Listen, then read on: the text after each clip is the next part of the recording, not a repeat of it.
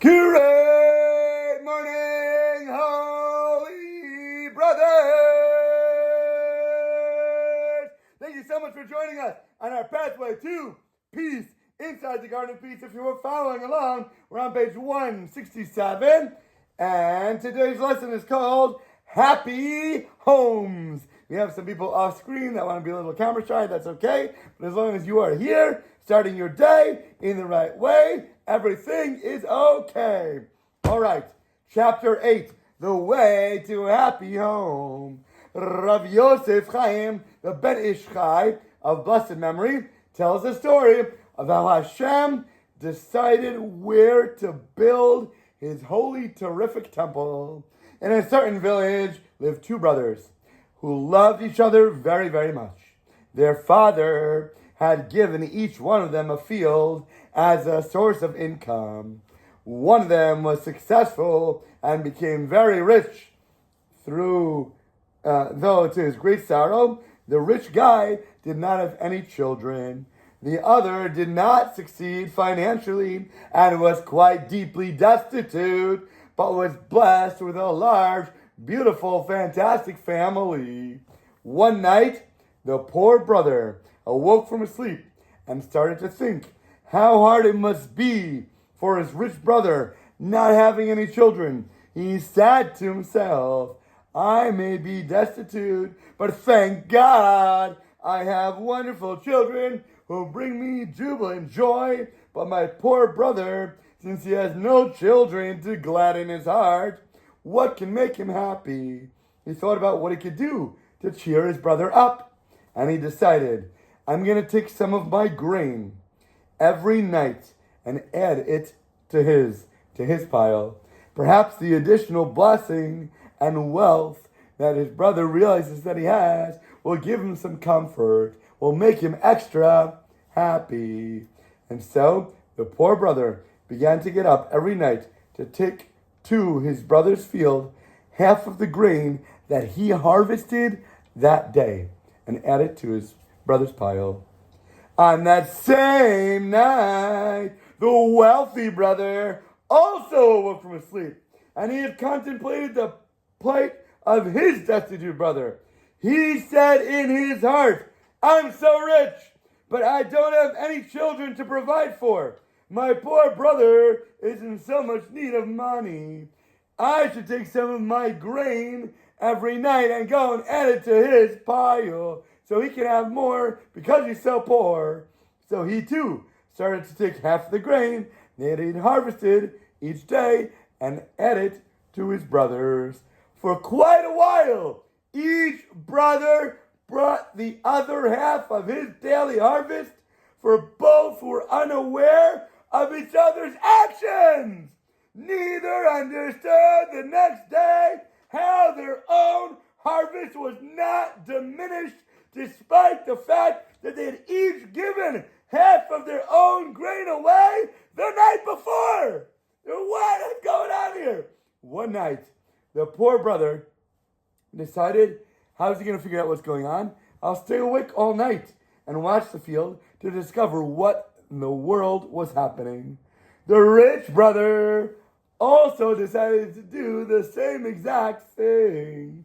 In the dark of the night, the two brothers met up and immediately understood what had been going on all along and what each of them had been doing for the other.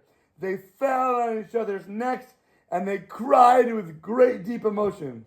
When Hashem saw this beautiful sight, he decided that this is the place where so much brotherly love was taking place, would be the exact same location where his divine decreed presence would be able to rest.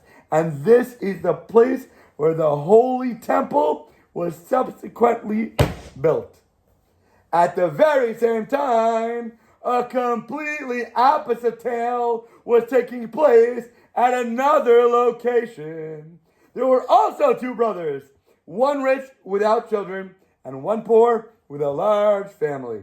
The difference was that here, the brothers had bitter hate for one another. On the same night, that the other brothers had awoken, these two brothers had also awoken from the slumber and had started thinking about one another as well. The poor brother thought to himself, my rich brother, what does he need all that wealth for? Does he have children to support? No way. He's got so much and he has no idea what to do with all of it. So he decided each night to go and steal some from his brother's grain. The rich brother also thought to himself, it's enough that my brother is blessed with so many children. It's not fair that he should have so much. And he has wealth as well? Nah. Whatever he has, he should give up because he has enough in this life. He should be happy enough with the kids that he has. Why should he have to have the grain also? So he decided that he would go each night and steal some grain from his brother's field as well. And this occurred a few times until the poor brother decided they would wait in ambush because somebody must have been stealing from him and he's got to catch that thief.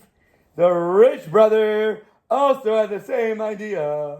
And those two brothers met in the dark of night, and they also understood what had been happening, and they viciously attacked each other. And when Hashem saw this terrible thing, he decided to remove his divine presence from that place as well. And that site, a temple for idol worship, was built, which spread hatred, intolerance, and major conflict in the world. It all depends upon us.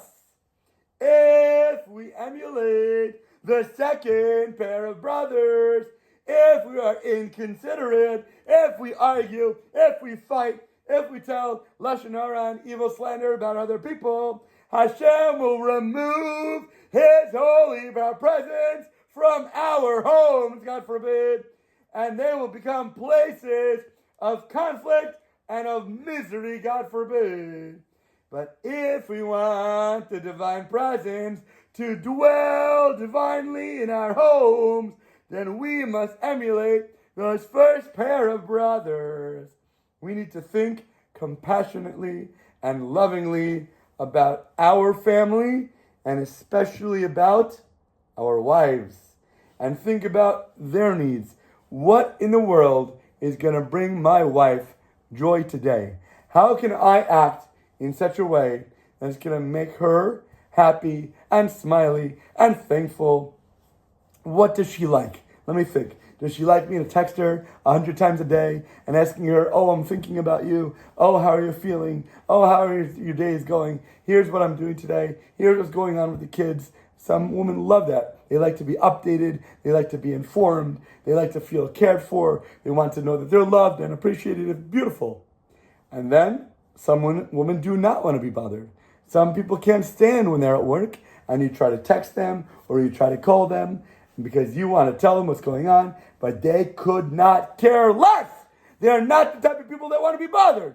So by the first case, if you don't text your wife all day, she's going to be upset, angry, and mad at you. And in the second case, if you think you're doing good, but you know she's the type of person that doesn't want to be bothered, by you sending her the text of, I love you, here's what's going on, you think you're doing good, but you're doing exactly the opposite. You're doing something that annoys her, that upsets her, that's going to aggravate her. You need to understand what your wife loves in life. What is her love language? Some women love to be hugged and love to be kissed all day. They love to be smothered with that type of physicality, and that's what they get happy about. But if you have a girl that does not like that type of affection, when you ask her for a kiss or ask her for a hug or want to go over and start touching her, she's going to hate it. And she's going to be repulsed by you. And you think, why in the world is she not coming to want to be with me physically? Because you're doing the things that upset her. And the more you upset her, the less she's going to want to be physical, and the more it's going to drive her away in the opposite direction.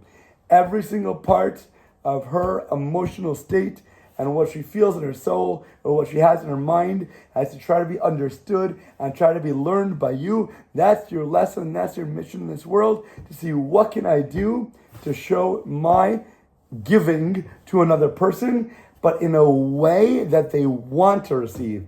Don't force upon somebody else something that you like or you want because you think it's going to be good for them. It's not. You have to understand their personality and their makeup and do what makes them happy in their particular way. That would bring them happiness and would bring them joy. We should fulfill their needs and their wants lovingly, even if it means sacrificing something that we want or we desire to do. If you have something that you want, but your wife wants to do an opposite thing, put your ego down. Be a little more humble. Say, Hashem, I recognize now that you're sending me messages, and this is what you want me to do now today. Thank you for giving me clarity and showing me the direction upon which I should head. When Hashem sees us behaving in this way, He'll bestow His holy prime presence into our humbled homes. And these buildings, these homes, become the Mikdash Mi'at and are a miniature holy temple that God will help to secure. And also when we build it up properly, not only will He build up our miniature Beis HaMikdash, but also bring the ultimate, absolute, third and final temple speedily in our days. And with that, have an audaciously amazing rest of your day. Dun, da, da, da.